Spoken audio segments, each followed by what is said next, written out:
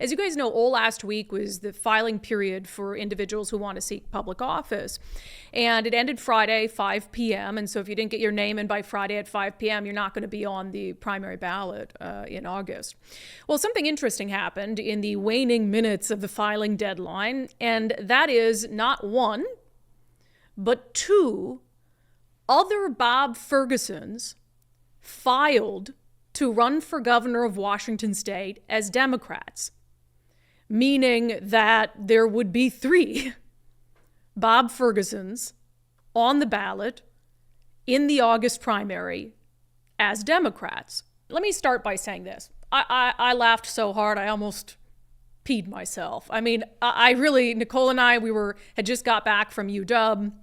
We were having dinner, we were having drinks, and I was like, look, that's hilarious, okay? That's funny. And we had a real good time with it. However, once the laughter wore off, I started to really realize and think about what a disaster this was. First of all, I want to be able to look in the mirror in 20 years and believe that I lived my life in a morally consistent way. And the truth is that if this had happened to a Republican candidate or to a candidate I liked, I'd be livid. I would have been livid if this had happened Friday evening and Democrats filed two people named Dave Reichert at the last minute. We would have come in and done a special show on it. We would have held a protest over the weekend in Olympia. That's the truth. I would have been livid about it. And so I have to be morally consistent on it and say this isn't right. You winning by deceiving voters. How much in the last year have we talked about the need and the necessity to stand up for protecting our system? You know, the attacks against signature gatherers and the initiative process that there are laws on the books about. How many times did I call on Democrats, even though they didn't listen, right? Even though they didn't do the right thing, even though they didn't defend our democracy when it was under attack, even though they didn't do the right thing, I want to do the right thing. I think Dave Reichert wants to do the right thing. I can't imagine he knew about this or condoned this.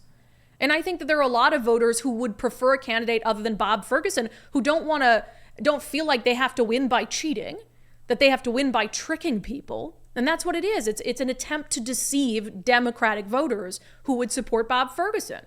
It wouldn't be okay if it happened to you and a candidate you liked. And it's not okay, even though I don't like the guy, for it to happen to Bob Ferguson. But there's also a more practical reason why I believe this is a mistake.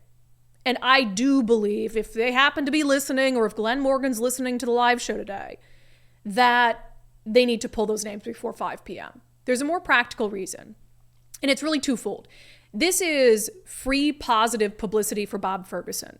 This paints him as a victim. It makes him a victim. He's going to campaign off it. He's going to fundraise off it. He's going to get a lot of positive media attention because the media is going to look at this as an attack on our election system, as an effort to trick and deceive voters. But there's one more thing that I think a lot of people, and I'm sure Glenn Morgan didn't even think about, knowing how the mainstream media operates.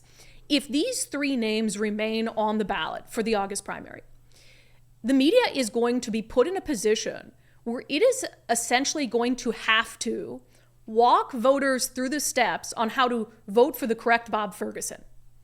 Think about that, because they're going to have to talk about this issue all the way up to the August primary. And they're going to have to essentially tell voters, hey, the 13th name on the list, or whatever they're going to do to differentiate him, that's the Bob Ferguson for Attorney General. So it's almost like the media is going to be instructing voters on how to elect Bob Ferguson. And if you said, well, that would be bias. Is it though? Because it would be a confusing situation for voters that the media is going to have to walk them through. So if you keep all these Bob Ferguson names on the ballot, you will be asking for nonstop media direction for Democrats on how to vote for the correct Bob Ferguson. And then, God forbid, there are moderate Democrats, persuadable Democrats, and independents who look at this and say, I don't want to support, I feel bad for Bob Ferguson. This makes him a victim. This is just politics at its worst. And so now I'm giving him kind of a pity vote.